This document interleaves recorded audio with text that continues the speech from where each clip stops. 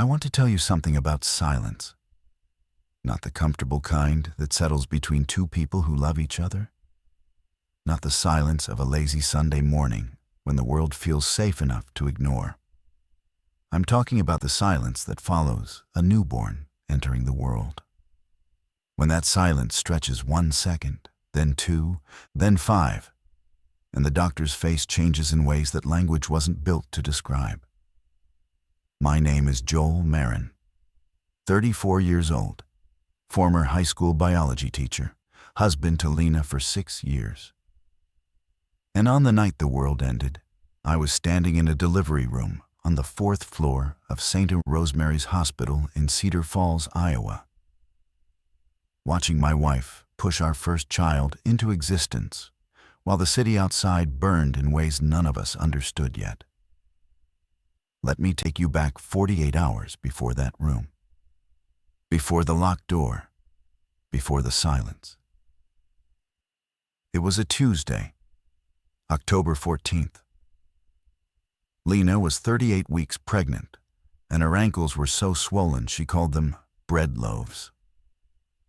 She was sitting on the couch, scrolling her phone with one hand and eating cold leftover pasta with the other, and I was grading papers at the kitchen table. The TV was on, muted, tuned to a cable news channel neither of us actually watched. I only glanced at it because the closed captions caught my peripheral vision. The words, "aggressive neurological event," floated across the bottom of the screen. Then, downtown Atlanta. Then, multiple casualties. I unmuted it. The anchor looked composed, but her eyes didn't match her voice. She was describing an incident at Hartsfield-Jackson Airport. Passengers attacking other passengers in the arrivals terminal. Biting. That was the word they used cautiously, like handling a blade. Biting. "Lena, look at this." She didn't look up. If it's another political thing, I literally cannot. It's not political. Something happened at the Atlanta airport. She glanced at the screen for 3 seconds, then returned to her pasta. Probably bath salts or something. Remember that Miami thing years ago? I wanted to believe her. I almost did. The anchor moved on to a weather segment, and the knot in my chest loosened just enough for me to return to grading. But I pulled up Twitter on my phone under the table, and what I found there didn't match the clean narrative on cable news. Videos were circulating, shaky, frantic, some clearly filmed while running.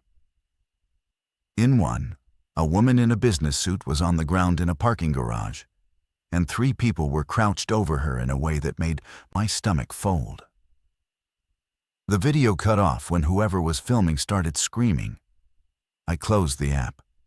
I told myself it was isolated. By Wednesday morning, it wasn't isolated. The story had jumped cities: Houston, Memphis, a cluster in Philadelphia that authorities called a mass aggression event. The language was still clinical, still careful. Nobody on any official channel used the word that everyone online was already using. I didn't use it either. Not yet. Lena had a 10 a.m. appointment with Dr. Anwar at St. Rosemary's, her OB-GYN, and I drove her there through streets that felt normal enough to let me pretend. But at the hospital, something was off. The parking lot was more full than usual. 2 ambulances sat outside the ER bay with their lights off but doors open, which struck me as wrong without me being able to articulate why. Inside, the maternity ward waiting room had a tension I hadn't felt in previous visits. A nurse I recognized, Gloria, heavyset, always cheerful, was standing near the intake desk speaking in low tones with a security guard. She wasn't cheerful. Dr. Anwar saw Lena on time. She was calm, professional, measured. She checked dilation, reviewed vitals, said everything looked perfect. Then she paused before leaving the room and turned back. If anything changes in the next few days, contractions, water breaking, anything, come here immediately. Don't wait. Don't call ahead. Just come." Lena nodded, thinking it was standard late pregnancy advice. But Dr. Anwar was looking at me when she said it. And the look in her eyes wasn't medical. It was a warning. We drove home through town, and I noticed the grocery store parking lot was overflowing. Cars were double parked. A man was loading cases of water into a truck bed with the kind of speed that doesn't belong to casual shopping. Lena noticed too. "People are panicking over the news stuff," she said quietly. Her hand was resting on her belly. "It'll blow over." At home, I made lunch while refreshing my phone every 40 seconds. The CDC had issued a statement calling the events clusters of acute behavioral disruption. The military had been deployed in Atlanta. There were conflicting reports out of Memphis. Some said the situation was contained. Others said 3 city blocks were under hard quarantine. Nobody agreed on what was happening, but everyone agreed it was spreading.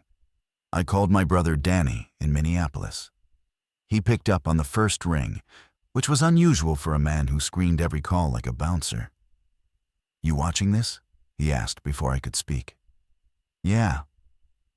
"Joel, I don't want to be the guy who says this, but I'm going to be the guy who says this. Get supplies. Water, canned food, batteries, first aid. Do it today, not tomorrow." Danny was ex-military. 4 years Army, 2 deployments.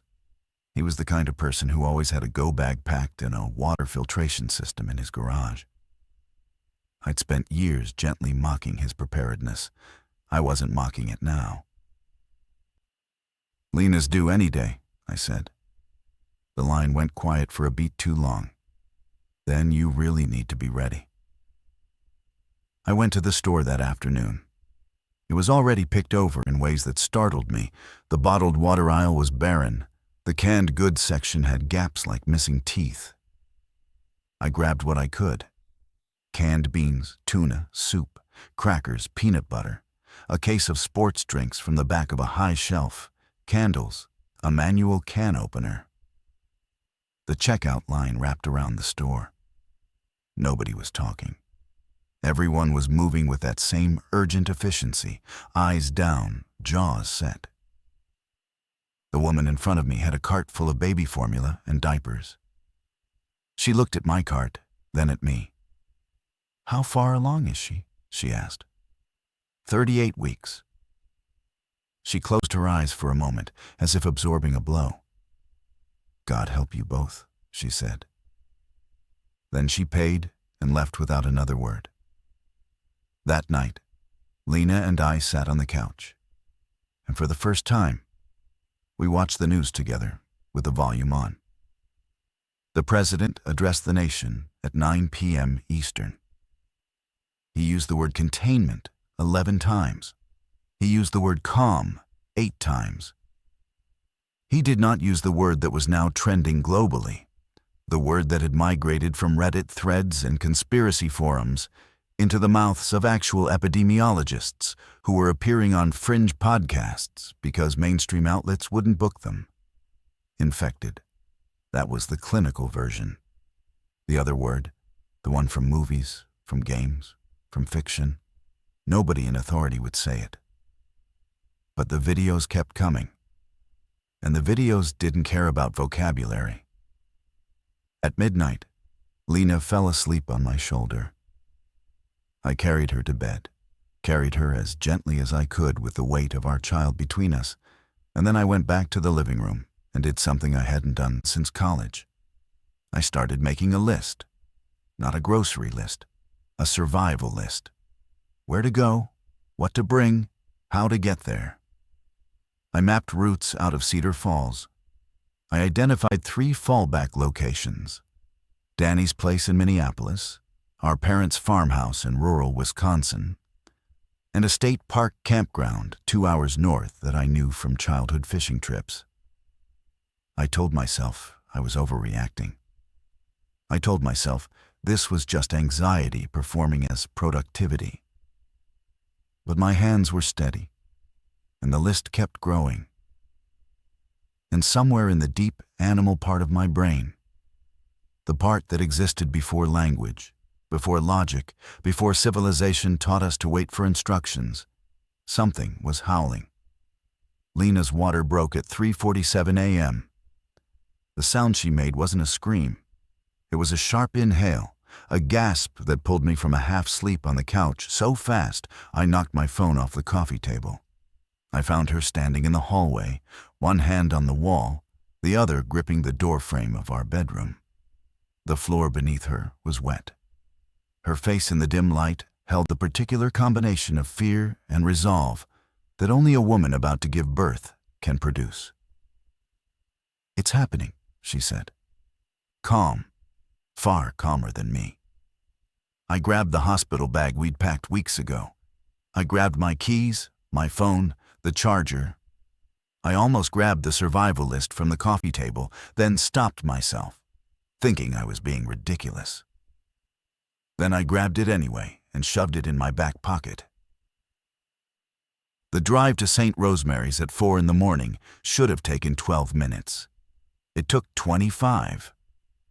Not because of traffic. The streets were empty in a way that Cedar Falls streets shouldn't be, even at that hour.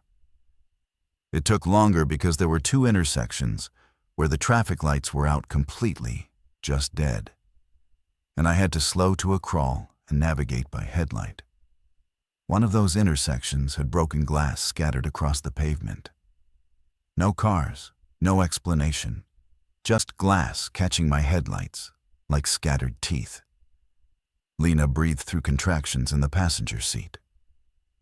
She had her eyes closed and was using the breathing technique from our prenatal class, the one taught by a woman named Margot, who wore flowing scarves and spoke like a yoga instructor narrating a nature documentary. In that moment, Margot's breathing technique was the most valuable thing anyone had ever taught us. St. Rosemary's was lit up when we arrived, but the parking lot told a different story than Wednesday's visit. The ER entrance was blocked by two police cruisers parked at angles. Officers stood near the doors, and they weren't casual. They were wearing gloves. One had a shotgun. I drove past the ER to the maternity wing entrance on the building's east side. This door was open, staffed by a single security guard who checked Lena's ID and my ID before letting us through. He didn't smile. He didn't offer congratulations.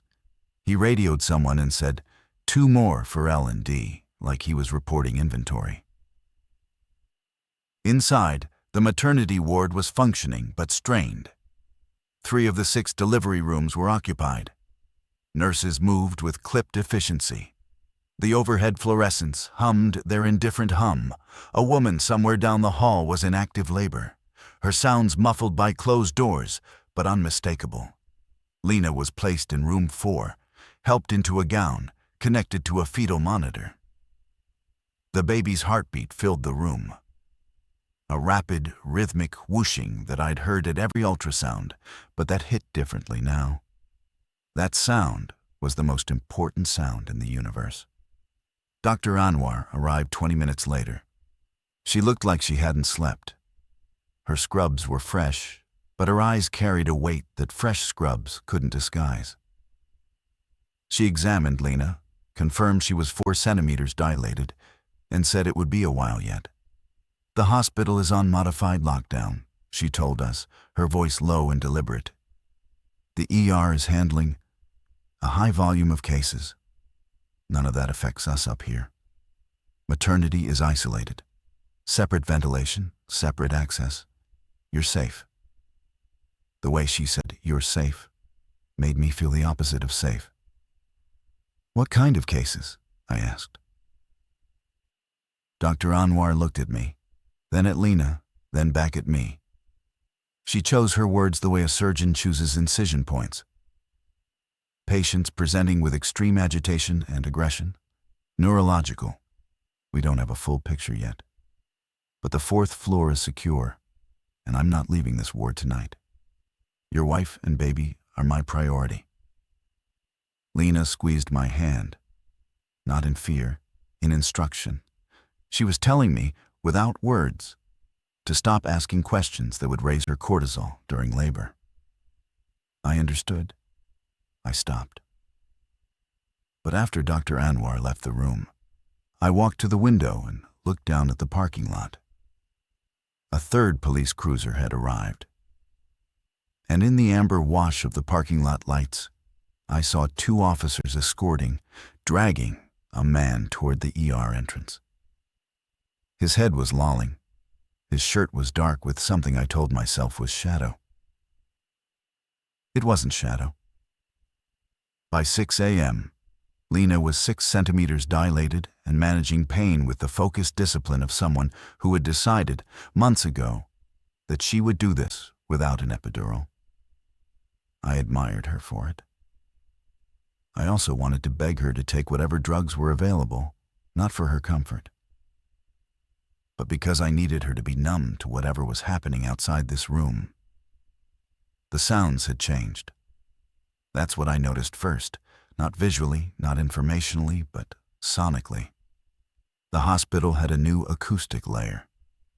Beneath the beeping monitors and the whoosh of the fetal heartbeat, there was something distant and irregular. Thuds, not rhythmic like footsteps, a rhythmic like impact. And once, a shout that was cut short in a way that made my spinal column go cold. I stepped into the hallway. 2 nurses were speaking near the supply closet. Diane, a veteran L&D nurse with silver-streaked hair, and a younger nurse named Priya, whose name tag was slightly crooked. They stopped talking when they saw me. "Everything okay?" I asked, knowing the answer. Diane manufactured a smile. "Everything's fine, Mr. Marin. How's Lena doing?" "She's strong. What's happening downstairs?" Priya looked at Diane. Diane didn't look at Priya. "The ER is busy tonight. Lots of intake. But that's not our concern up here. Can I get you some coffee?" I accepted the coffee. It was terrible. Burnt and thin. The kind of coffee that exists only in hospitals at dawn. But it gave me something to hold, something warm in my hands, while the rest of me grew colder by the minute. Back in room 4, I sat beside Lena and held her hand through a contraction that made her grip strong enough to leave marks. Between waves, she looked at me with those dark brown eyes, the same eyes that had looked at me across a library table in grad school, the same eyes that had said yes before I finished proposing. And she said, "Whatever's happening out there, we're in here. Focus on in here." She was right. She was always the more grounded one. I kissed her forehead and tried to become the person she needed me to be. At 7:30 a.m., the power flickered. Just once, just for a second. Every monitor in the room blinked. The fetal heartbeat display stuttered, and then everything resumed. But in that 1-second gap, I heard something I will never unhear. From below us, maybe the 2nd floor, maybe the 3rd, a sound that was not a scream and not a growl, but occupied the grotesque middle ground between both. A human vocal cord producing something that human vocal cords were never designed to produce. Lena heard it too. Her eyes went wide. "What was that?" "Old building," I said. "Pipes." She knew I was lying. I knew she knew. But we both agreed, wordlessly, to accept the lie. Because the truth was, a door we couldn't afford to open while she was bringing our child into the world. Dr. Anwar came in at 8 for another check. 7 centimeters. Progress was steady. She was accompanied by a man I hadn't seen before. Tall, mid-50s, with a trimmed gray beard and the posture of someone accustomed to authority. He wore a white coat over scrubs and carried a clipboard like a shield. "This is Dr. Rennick," Anwar said. "He's the attending for the floor tonight. Today. He'll be assisting." Dr. Rennick shook my hand. His grip was firm, his palm dry. He looked at the monitors, looked at Lena, and nodded in a way that conveyed competence. "First child?" he asked. "Yes," Lena said between breaths. "You're doing beautifully. Strong vitals, strong progression. We'll have a baby by this afternoon." He sounded confident. He sounded like a man who had delivered hundreds of children and saw no reason this one would be different. But when he turned to leave, he exchanged a look with Dr. Anwar that lasted less than a second. A flicker of something shared between colleagues who knew things they couldn't say in front of patients. I followed him into the hallway. "Dr. Rennick." He stopped, turned. "What's actually happening in this hospital?" He studied me the way a man studies a ledge before deciding whether to step closer. His clipboard lowered an inch. "You're the husband. Joel Marin." "Joel." He said my name like he was filing it. "Your wife is in excellent hands. Dr. Anwar is one of the best OBs in the state. Whatever you're hearing, whatever you're sensing, and I can see you're sensing plenty, the best thing you can do right now is be present in that room." That's not an answer. He exhaled through his nose. "The ER is overwhelmed. We've had an influx of patients presenting with a condition we don't yet have a classification for. Severe neurological deterioration, loss of higher function, extreme aggression. The CDC is aware. The National Guard has been contacted. This floor is sealed from the lower floors by security doors that require keycard access. We are safe." "How many patients?" "More than we can manage, which is why we've locked the ER intake and are diverting to Mercy General across town." "And if Mercy General is full too?" Dr. Rennick placed a hand on my shoulder. It was the gesture of a man who had comforted hundreds of worried fathers, and it was entirely inadequate for the situation. "Joel, your daughter. We don't know the sex. We wanted it to be a surprise." He almost smiled. "Your child is coming today. That's the only thing that matters right now. Stay with your wife. Let us handle the rest." He walked away. I stood in the hallway and watched him disappear around a corner, and then I pulled out my phone and called Danny. He answered on half a ring. "Joel, where are you?" "St. Rosemary's. Lena's in labor." I heard him breathe. It was the breath of a man recalculating everything. "Listen to me carefully. Minneapolis is bad. Really bad. The National Guard is here, but they're losing ground. Whatever this is, it moves faster than anyone expected. It's not just biting. It's some kind of transmission. Minutes, Joel. Minutes from bite to turn." "Turn," I said the word flatly. I know how it sounds. I know. But I've seen it with my own eyes. My neighbor, Carl, you met him at the barbecue. He was bitten yesterday morning by a woman who wandered onto his lawn. By yesterday afternoon, he was trying to break through my back door with his bare hands. His fingernails were gone. He'd torn them off clawing at the wood. My stomach clenched. "Danny, get Lena through delivery, then get out of that hospital. Hospitals are the worst place to be right now. They're where the infected are being brought. You're sitting on top of a powder keg. She's only 7 centimeters. It's going to be hours. Then you have hours to plan. Find exits, find vehicles. Map a route north to Mom and Dad's farm. I'll try to get there too, but the highways are..." He paused. In the background, I heard something that sounded like a distant car alarm, or maybe not a car alarm. "I'll try to get there. Just get your family out." The call dropped. Not ended, dropped. I tried calling back. No connection. I tried again. Nothing. I checked my signal. 2 bars, then 1, then 2 again. The network was choking. I stood in that hallway, phone in hand. and made a decision that would define every hour that followed. I would not tell Lena what Danny said. I would not introduce fear into a room that needed to be a sanctuary. I would hold the weight of what I knew alone, and I would smile, and I would hold her hand, and I would be the calm center of a hurricane she didn't yet know was coming. I walked back into room 4. Lena was on her side, eyes closed, resting between contractions. The fetal monitor beeped its steady rhythm. I sat down in the chair beside her bed and placed my hand on her arm, and she murmured without opening her eyes. "Hey. Hey. You okay?" "I'm perfect," I said. The lie tasted like copper.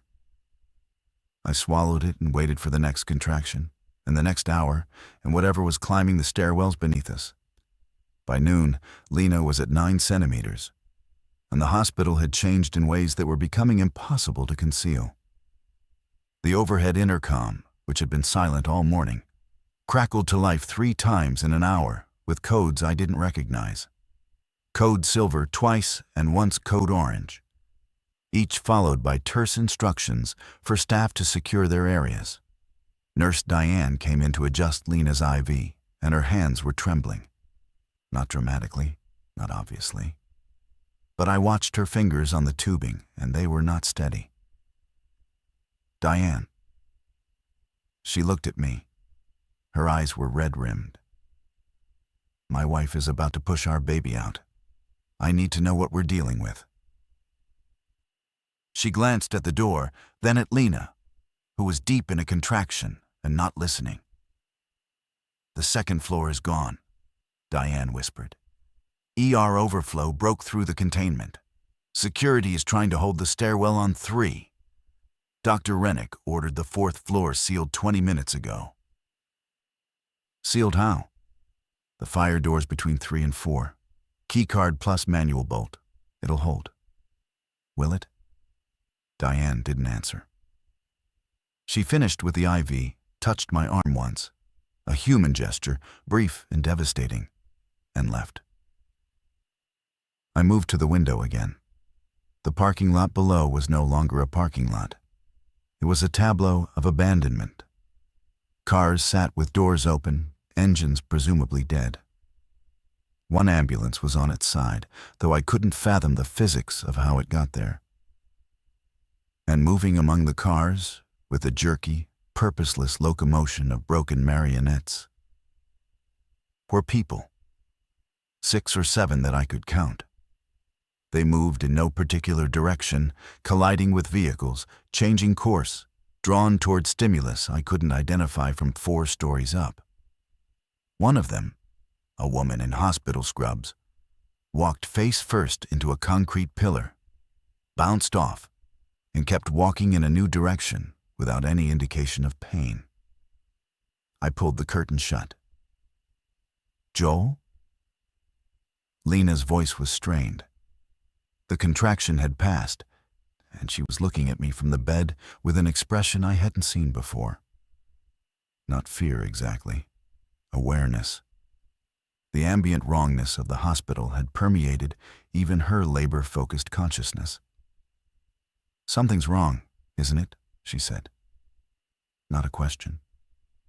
I sat on the edge of the bed and took both her hands. "There's a situation in the hospital. Downstairs, not here. Dr. Anwar and the staff have this floor locked down. We're safe. But I need you to know that after the baby comes, we're leaving. Not tomorrow. Not when they discharge us. Immediately." She searched my face. "How bad?" "Bad enough that Danny told me to get out." Lena knew Danny. She knew that Danny didn't panic.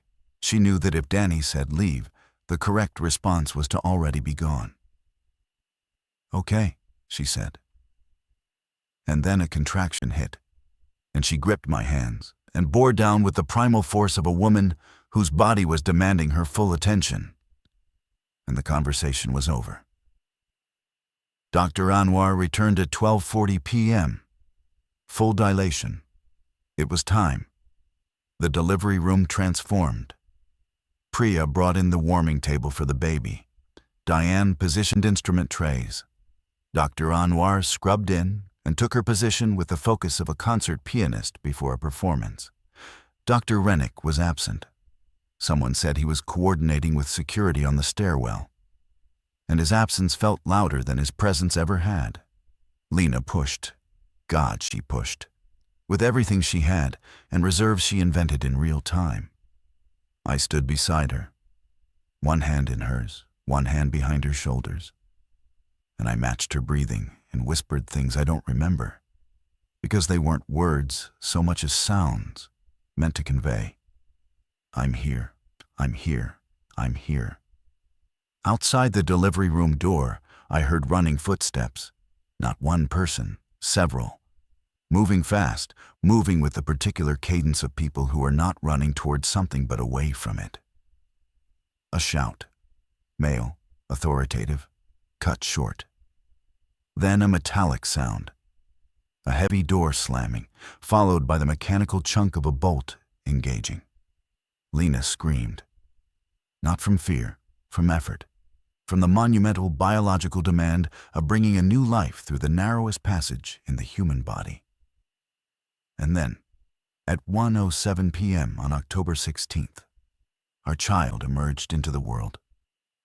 The baby came out, and Dr. Anwar caught it with practiced hands and placed it on Lena's chest. And I watched my wife's face break into the most radiant, obliterated, transcendent expression I have ever witnessed on a human being. And then it shifted. Because the baby was not crying. Newborns cry. That's the first thing. The first breath, the shock of cold air, the severance from the only world they've known. It produces a sound that every parent waits for. The sound that says, alive, here, real. Our baby was on Lena's chest, slick and purple-pink and motionless in a way that stopped my circulatory system. Dr. Anwar moved fast. She suctioned the airway. She stimulated the feet. Firm, practiced taps on the soles. Diane was beside her with a bulb syringe. Priya had the warming table ready. 2 seconds passed. 3.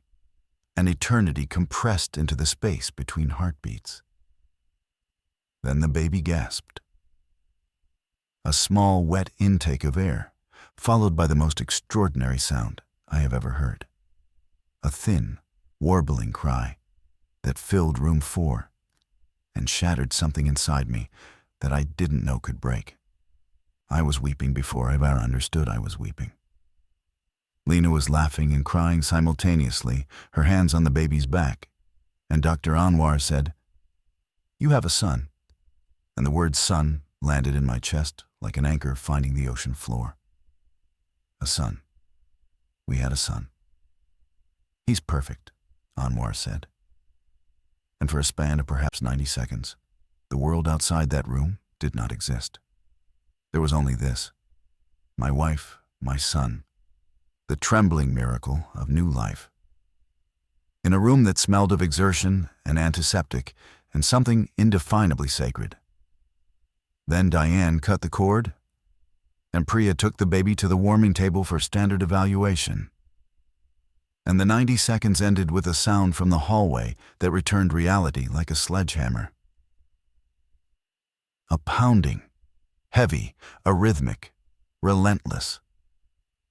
Someone, or something, was striking the 4th floor fire door with a force that I could feel through the floor tiles. Each impact sent a faint vibration up through my shoes. Dr. Anwar's hands paused over her suturing work on Lena. She and Diane exchanged a look that contained entire conversations. "Lock the door," Anwar said quietly. Diane moved to the delivery room door and engaged the bolt. It was a simple mechanism, a sliding bolt meant for patient privacy, not structural defense. It would stop a curious visitor. It would not stop what I feared was on the other side of the fire door at the end of the hall. "Joel." Lena's voice was raw from exertion but sharp with new clarity. The postpartum euphoria was already alchemizing into something harder, something maternal and ferocious. What is that sound? I don't know. You do know. Tell me.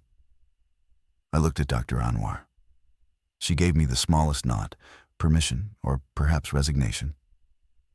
People are sick, I said, choosing each word. Very sick. They're aggressive. The hospital has been trying to contain it, but it's spreading through the lower floors. The 4th floor was sealed, but the pounding intensified, then stopped. The silence that followed was worse. Priya, at the warming table, was wrapping our son in a hospital blanket. He had stopped crying and was doing what newborns do. Squinting at a world that was all blur and brightness, his tiny fists clenched against the overwhelming novelty of existence. She brought him to Lena, who took him with arms that would not release him again for anything less than death. We need a plan, I said to Anwar. If that door gives. There's a service stairwell, she said, keeping her voice below the volume that would carry. East end of the hall. It goes to the roof and down to the ground floor. It's not connected to the main stairwells. Staff access only. Do you have a keycard? She produced one from her scrub pocket. I've been carrying it since last night. In case. In case. Those 2 words told me everything about how long Dr. Anwar had known that this moment was coming. She delivered my son with one hand and held an escape route with the other. If that fire door breaks, she said, we move immediately, all of us. The fire door held for another 47 minutes. I know because I watched the clock on the wall of room 4 with the focus of a man counting down to detonation. During those 47 minutes, the following things happened. Priya checked on the other 2 occupied delivery rooms. Room 2 held a woman named Sandra, who had delivered twins 6 hours earlier. Her husband, Marco, was with her. Room 6 held a woman named Yvette, who was in early labor alone. Her partner hadn't made it to the hospital. Priya brought them all into room 4 because Anwar decided that consolidation was survival. Within 10 minutes, our delivery room contained 9 people. Me, Lena, our newborn son, Dr. Anwar, Diane, Priya, Sandra, Marco, and Yvette. Marco was a big man, 6'2", broad shoulders, construction worker's hands. He took one look at me, one look at the bolted door, and said, "How much time do we have?" "I don't know." "What's the exit?" "Service stairwell, east end of the hall." He nodded. No wasted words. I liked him immediately. Sandra was in a wheelchair, still recovering from her C-section. The twins were asleep in a hospital bassinet, so small they looked theoretical. Yvette was pacing, one hand on her belly, trying to manage contractions and terror simultaneously. An impossible multitask that she was handling with remarkable composure. "I can't run," Sandra said from her wheelchair. The statement was factual, not self-pitying. "If it comes to running, you leave me." "Nobody's leaving anybody," Marco said. And the way he said it foreclosed all argument. Dr. Anwar laid out the plan. Service stairwell to the ground floor. Exit through the kitchen loading dock on the building's east side. She knew the layout because she'd worked at St. Rosemary's for 11 years. From there, the staff parking lot, where her car was parked. "A silver Honda Pilot," she said, with half a tank of gas. "That seats 7, I said, counting 9 bodies plus 3 infants. "We'll manage," Anwar said, and I recognized the tone. The same tone she'd used during Lena's labor. The tone that says, we are moving forward and adjustments will be made in real time. The fire door broke at 1:54 p.m. The sound was not what I expected. I'd imagined a dramatic crash, a cinematic burst. Instead, it was a grinding, incremental failure. The bolt mechanism deforming under sustained pressure until the metal yielded with a low, almost organic groan. Then the door swung open, and the sound that came through was the sound of shuffling feet and guttural, wet breathing, multiplied by a number I couldn't determine. Diane was nearest the hallway. She cracked our door open an inch and looked out, then closed it with a gentleness that contradicted the expression on her face. 6 of them, maybe more behind. They're moving slow, but they're in the corridor. Now, Anwar said. Service stairwell. Now. Marco lifted Sandra from the wheelchair. She stifled a cry of pain from her incision. I grabbed the bassinet with the twins and placed it in the wheelchair, a makeshift transport that was absurd and functional. Lena stood. She'd given birth less than an hour ago, and she stood, with our son pressed against her chest. And I saw in her posture something ancient and immovable. A mother mammal protecting young against predators, every nerve aligned to a single biological imperative. We moved into the hallway through the far door of room 4, the one that connected to the adjacent supply corridor. Anwar led. I pushed the wheelchair with the twins. Marco carried Sandra. Priya supported Yvette, who was breathing through contractions with tears streaming silently down her face. Lena walked beside me, one arm cradling our son, the other gripping my forearm. The service stairwell was 50 feet away. We covered 20 of those feet before the first infected figure appeared at the corridor's opposite end. I saw it clearly. A man in a hospital gown, barefoot, his head tilted at an angle that suggested the muscles of his neck had reorganized their priorities.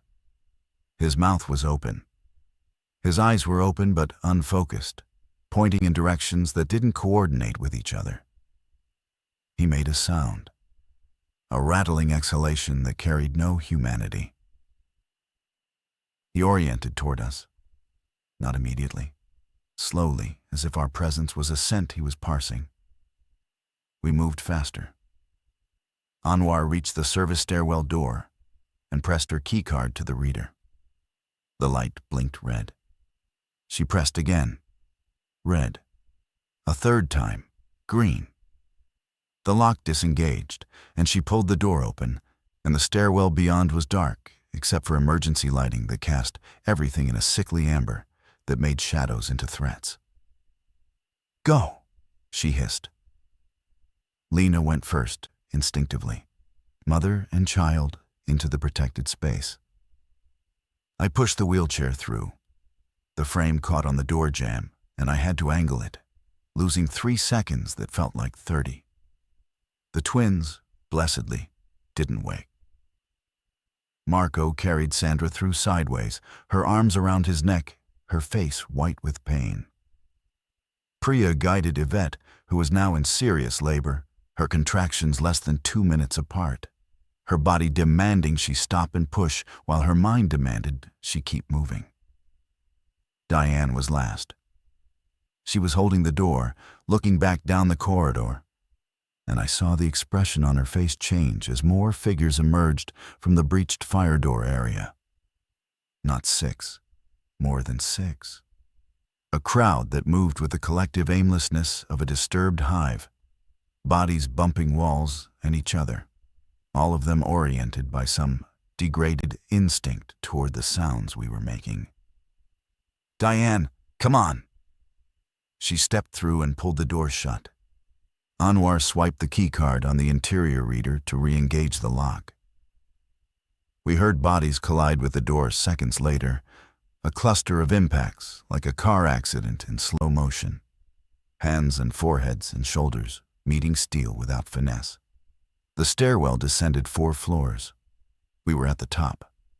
Below us, the stairs spiraled in concrete switchbacks lit by amber bulbs in wire cages. The air was cold and smelled of cement and old water. Down, Anwar said. Quietly. Quietly. With a wheelchair, 3 newborns, 2 sleeping and 1 beginning to fuss against Lena's chest, a woman in active labor, and a post-surgical patient who couldn't walk, quietly. We made it down 1 flight. Marco's arms were trembling with the effort of carrying Sandra, but his face showed nothing. He was somewhere else mentally, some operational headspace his body remembered from whatever labor he'd done, whatever heavy things he'd lifted.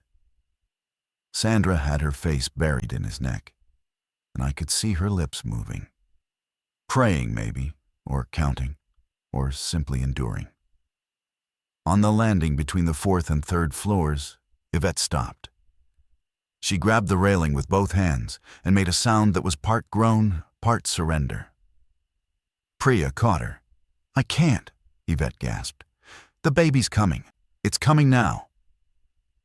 Anwar turned, assessed, made a decision in under 2 seconds. "Priya, stay with her.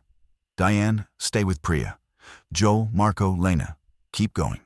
Ground floor, kitchen loading dock. Get to my car." She handed me the key card and her car keys. "Silver Honda Pilot, East Lot, 2nd row. I'm staying with Yvette." "You can't deliver a baby on a stairwell landing," I said, knowing as the words left my mouth that she absolutely could and was going to. "I've delivered babies in worse places than this. Go. If the stairwell door above us gives, I need to know my other patients are safe." She was including my family in that word. Patients. People in her care. People she was responsible for. And she was dividing her responsibility to maximize survival, which meant sending us ahead while she stayed behind with the woman who couldn't move. Lena looked at Dr. Anwar. Something passed between them. A communication available only to women who have shared the experience of new life, leaving one body to enter the world. Lena nodded. Anwar nodded. We kept going down. Me pushing the wheelchair, Lena beside me, Marco carrying Sandra. Behind us, on the landing, I heard Anwar's voice shift into its professional register. Calm, commanding, intimate. Coaching Yvette through what was about to happen. "You're going to be fine. I've got you. Breathe with me." We descended another flight. The sounds from above faded. The sounds from below were absent. Just our breathing, the squeak of wheelchair wheels on concrete, the tiny, intermittent complaints of my son, who was hungry and cold and had no concept of the world he'd been born into. 2 more flights to the ground floor. The ground floor door opened into a corridor I didn't recognize. Institutional, fluorescent, lined with laundry carts and stacked supply bins. The kitchen was to the right, according to the directional signs bolted to the wall. We moved toward it with the urgent, shuffling pace of people carrying too much through a space they didn't know. Marco was fading. His arms were shaking visibly now, and Sandra, sensing it, said, "Put me in the chair." He looked at me. I looked at the wheelchair, which still held the bassinet with the twins. "Hold on," I said. I took the twins, 1 in each arm, a maneuver I'd never attempted and wouldn't have believed possible an hour ago. And Marco lowered Sandra into the wheelchair. She gripped the armrests and bit her lip against the pain of settling her weight onto her incision. Lena, without a word, took one of the twins from me and held both babies, ours and one of Sandra's, against her body with an arrangement of arms and fabric that was architecturally improbable and completely secure. I held the remaining twin and pushed Sandra's wheelchair with one hand. Marco took point, grabbing a metal mop handle from a laundry cart and carrying it like a weapon. It was a weapon now. The kitchen was large, commercial, abandoned. Stainless steel surfaces reflected our movement in warped duplicates. A pot of something had boiled dry on a stove, leaving a scorched, acrid smell.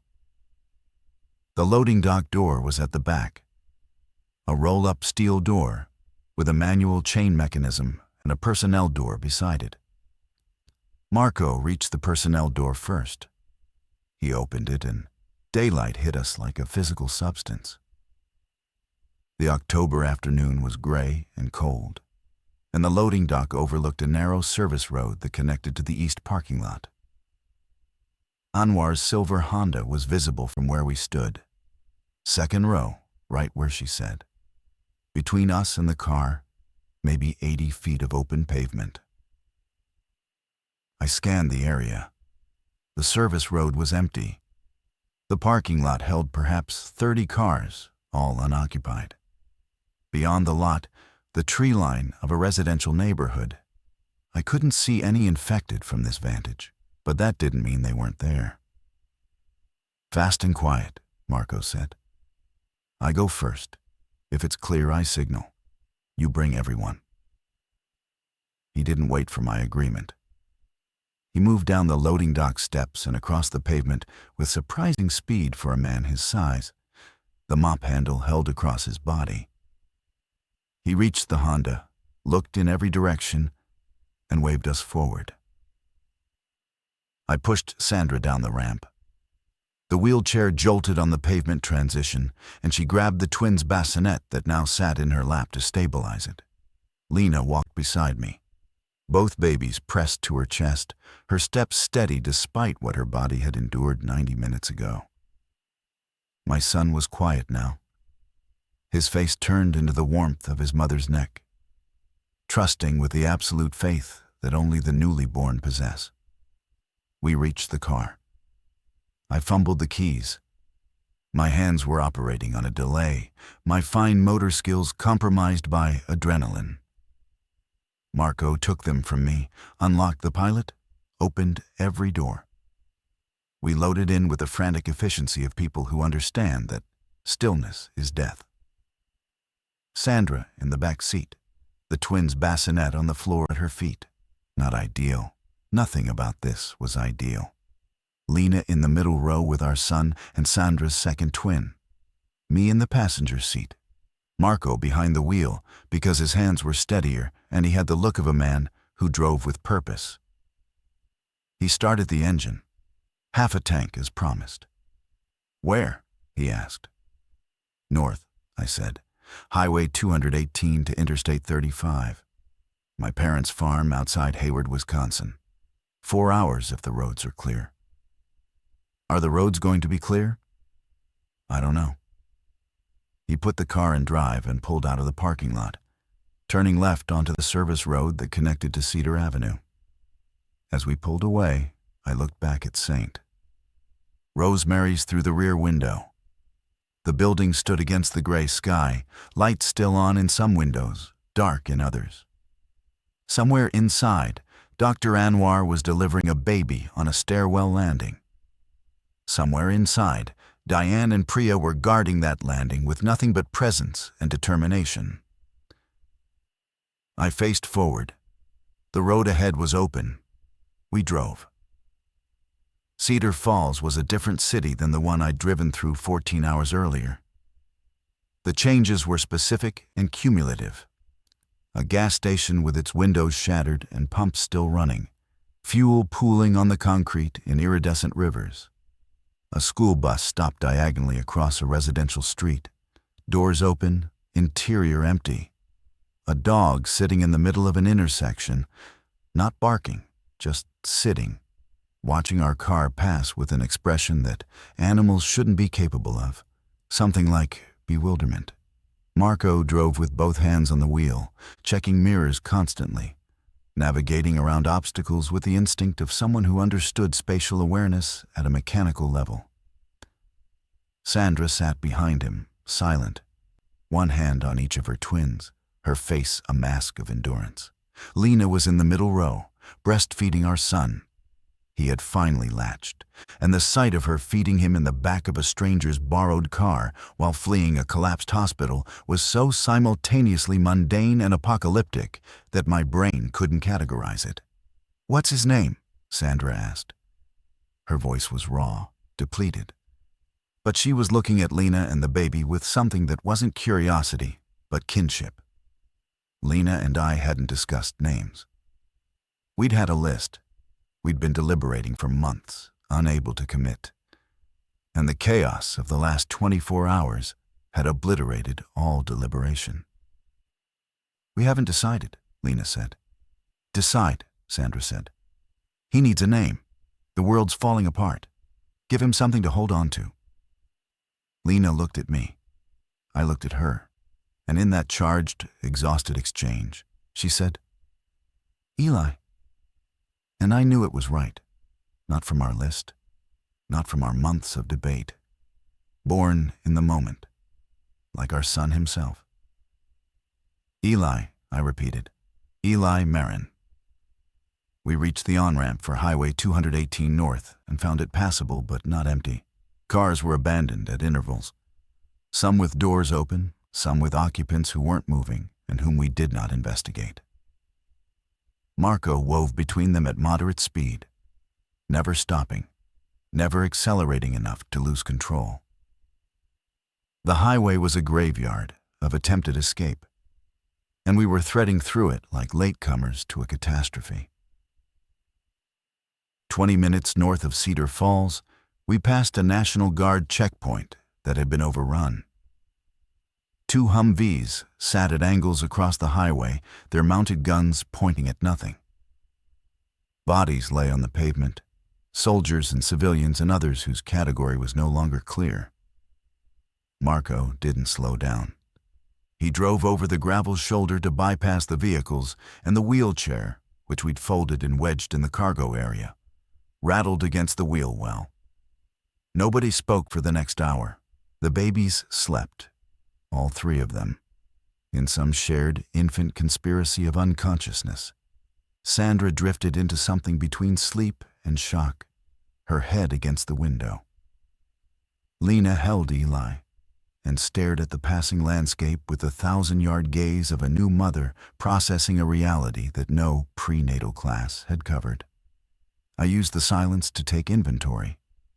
The Honda had fuel but no supplies. I had my phone. 17% battery, no signal. My wallet. Anwar's keycard, now useless. The survival list in my back pocket, which I pulled out and unfolded on my knee. The routes I'd planned 2 nights ago were still valid. My parents' farm was 240 miles away. A converted dairy operation outside Hayward that sat on 40 acres with a well, a generator, and enough canned goods in the cellar to last a month. My father, retired and stubborn, had maintained the property with the dedication of a man who believed self-sufficiency was a moral obligation. My mother, equally stubborn, had a vegetable garden and a chest freezer full of venison from last fall's hunt. If they were alive, if the farm was intact, if the infection hadn't reached rural Wisconsin yet. "Marco," I said. "Thank you." He glanced at me briefly. "For what?" "You carried Sandra down 4 flights of stairs. You drove us out. You didn't have to include us." He returned his eyes to the road. "Yeah, I did. That's what people do." I wanted to believe him. I wanted to believe that what people do, in the face of annihilation, is help each other. The next 60 miles would test that belief to destruction. The trouble began outside Owatonna, Minnesota, where Interstate 35 narrowed to a single passable lane due to a pileup that stretched a 1/4 mile. Vehicles were stacked and interlocked in a metallic tangle that suggested not a collision, but a panic. Cars that had accelerated into each other as something pursued them from behind. Marco slowed to navigate the shoulder, and that's when we saw them. A group of 8 or 9 infected, clustered around a minivan midway through the pileup. They were doing something to the vehicle, not attacking it, not exactly, but pressing against it, leaning into it with their full body weight, producing a collective pressure that was rocking the minivan on its suspension. Inside, behind the glass, I could see movement. Faces, living faces. A family, trapped. Marco stopped the car. "No," Sandra said from the back seat. She said it without emotion, without cruelty, the flat prohibition of a mother who understood triage. We have 3 newborns in this vehicle. We cannot stop. There are people in that van, Marco said. There are people in this car. The silence that followed was the first moral fracture of our journey. Marco's hands were white on the steering wheel. I could see the tendons in his forearms. He was calculating, not distance or fuel or speed, but the weight of a decision that would follow him for the rest of his life, however long that might be. Marco, I said carefully, if we open these doors, we risk every baby in this car, including yours. He closed his eyes. 1 second. 2. Then he accelerated past the pileup, past the minivan, past the people inside who may have seen us and understood that help had come and chosen to keep driving. I don't know if they saw us. I will never know. But I will carry the possibility like a stone in my chest for as long as I breathe. We drove in renewed silence for another hour. The landscape changed from suburban sprawl to agricultural flatland. Open fields, barren with autumn harvest, stretching to horizons that offered nowhere to hide and nowhere to be ambushed. The highway was clearer here, the abandoned vehicles less frequent. Rural Minnesota had been slower to panic or slower to flee, or simply had fewer people to generate the critical mass of chaos. At a rest stop outside Albert Lee, we pulled over because Sandra needed to nurse her twins and Lena needed to change Eli, and everyone needed to use the facilities. The rest stop was deserted. Building locked, vending machines intact, parking lot empty except for a single RV with a flat tire and curtains drawn. Marco approached the RV cautiously, mop handle ready. He knocked. No response. He checked the door. Locked. We left it alone. While Lena changed Eli on the back seat, I stood in the parking lot and tried my phone. 2% battery. Enough for one attempt. I dialed my parents' landline, a number I'd memorized as a child, a sequence of digits that felt like a prayer. It rang. Once, twice, 3 times. My father's voice, recorded on the answering machine, gruff and familiar. "You've reached the Marins. Leave a message." I spoke fast. "Dad, it's Joel. Lena had the baby. We're coming to the farm. We'll be there in 3 hours. If you get this, keep the gates locked. We're bringing other people, a family. They're good people. We're coming. We love you." The phone died before I could say more. I stared at the blank screen and tried to extract hope from the fact that the landline was still functioning. A working phone line meant the farm had power. Power meant the generator was running. The generator running meant someone was maintaining it. Unless the answering machine was simply persisting on battery backup, delivering my father's recorded voice into an empty house. I pocketed the dead phone and got back in the car. Lena had Eli swaddled and quiet, his eyes doing that unfocused newborn drift that made him look like a tiny philosopher contemplating mysteries beyond adult comprehension. 2 hours, I told her. She put her head on my shoulder. Eli made a sound. Not a cry, not a word, something between. A declaration of presence. I exist. I am here. Deal with it. We drove north. The farm appeared as the sun was setting, a gradual emergence from the tree line, first the silo, then the barn roof, then the house itself. A 2-story clapboard structure my grandfather built in 1961 that had weathered everything Wisconsin could throw at it, and, apparently, was weathering this too. The lights were on. Not all of them. The kitchen and the front porch, the way my mother always lit the house when expecting visitors. A signal fire of domesticity in a world that was unraveling. The gate at the end of the gravel drive was closed and chained. I got out and approached on foot. And the front door opened, and my father stepped onto the porch with a rifle I recognized from my childhood. A lever-action 30-30 that had hung above the fireplace for as long as I could remember and that I had never seen him actually hold. "Dad." He peered into the fading light. The rifle lowered. "Joel?" Yeah, it's me."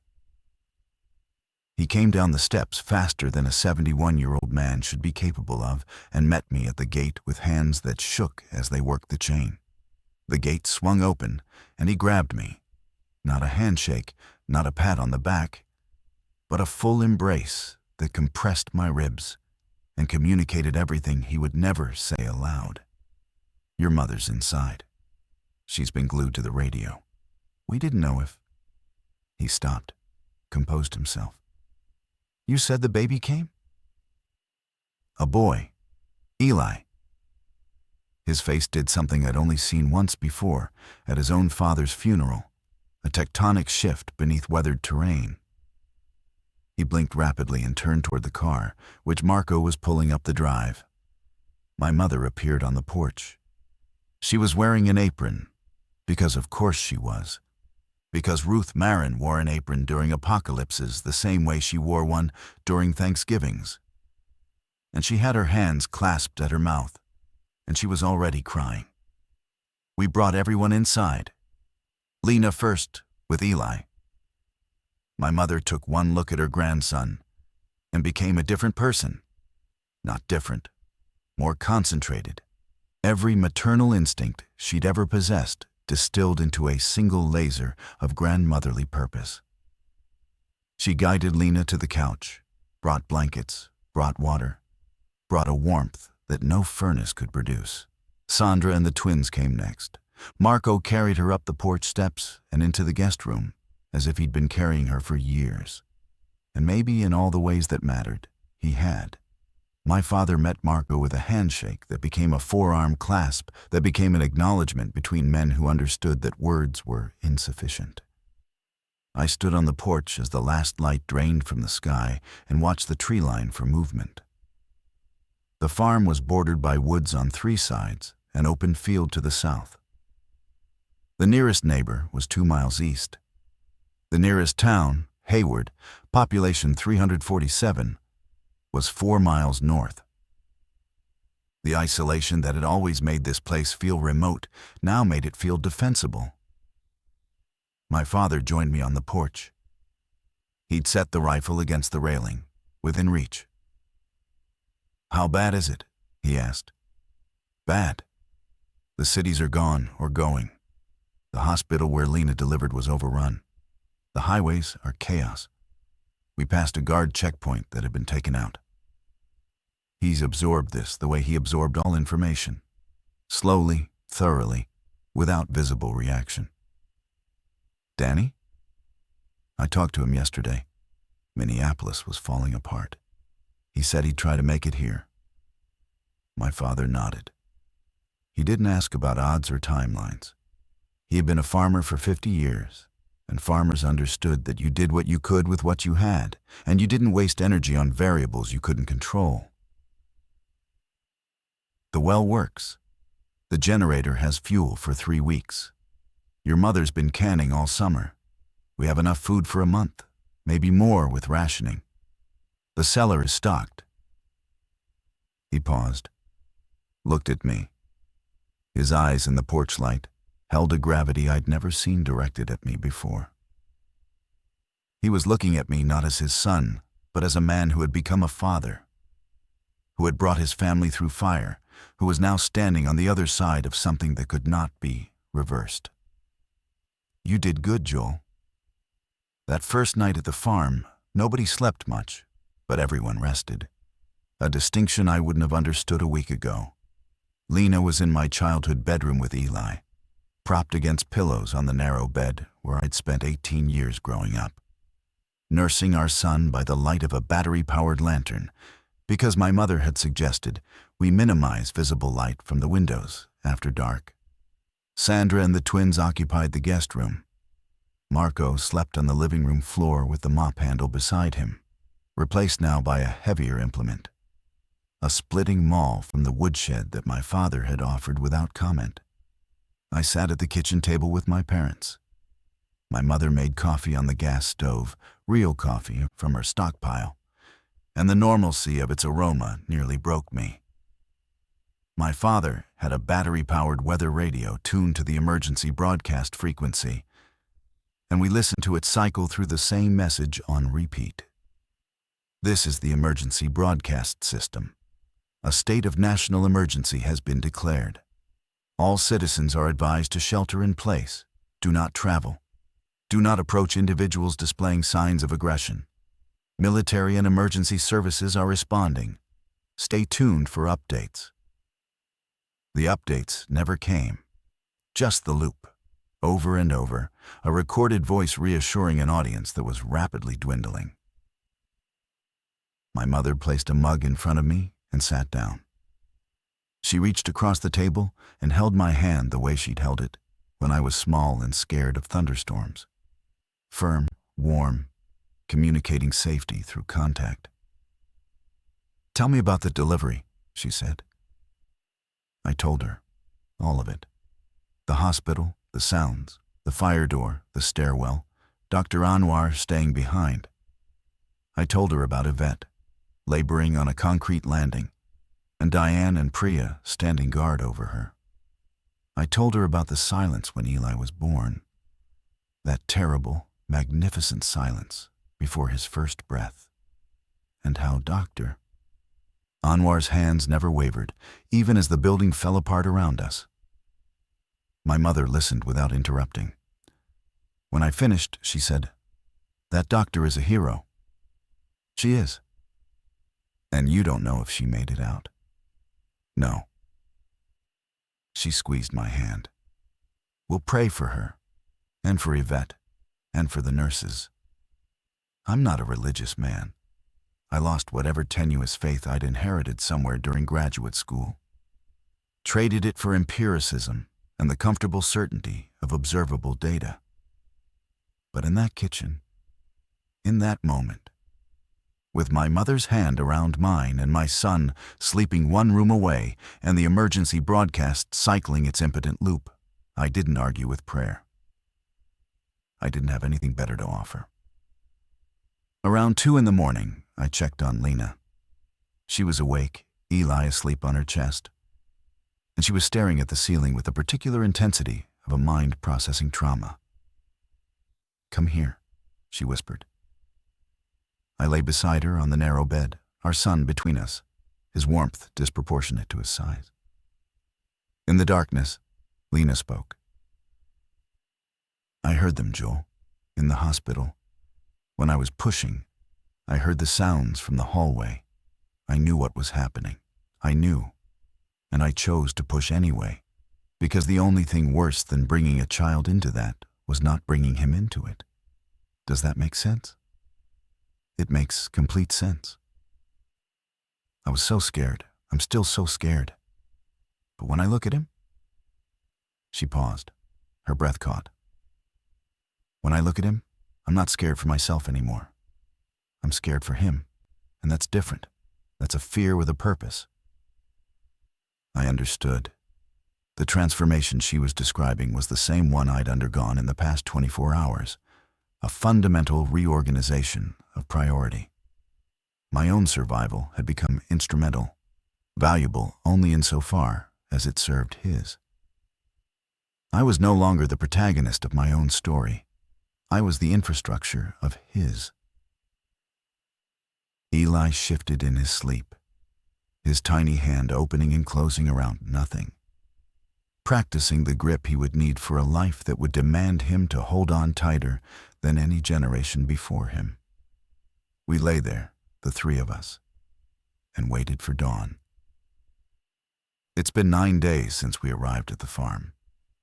Danny made it on day 4, on foot for the last 30 miles, carrying a backpack and a story I'll tell another time. Yvette was delivered safely on that stairwell landing. A girl, 7 pounds. We know because on day 6, a voice came through the weather radio that wasn't a recording.